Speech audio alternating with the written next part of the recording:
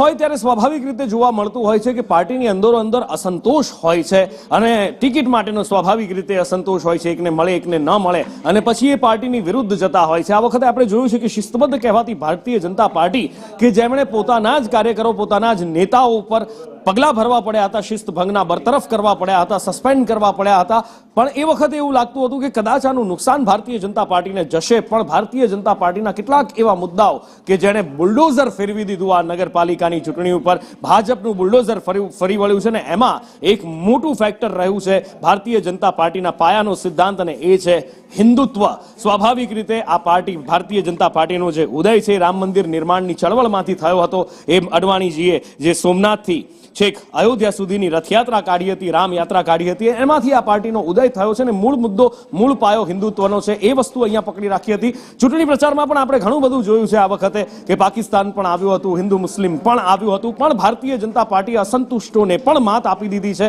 અસંતુષ્ટો પણ ભારતીય જનતા પાર્ટીને નુકસાન નથી પહોંચાડી શક્યા અને નાનામાં નાના કાર્યકર્તાથી લઈ અને મોટામાં મોટા નેતાની મહેનત છે આ વખતે રંગ લાવી છે, એવી રંગ લાવી છે કે ભારતીય જનતા પાર્ટીનું બુલડોઝર એવું ફર્યું કે કોંગ્રેસ સુપડા સાફ થઈ ગઈ છે।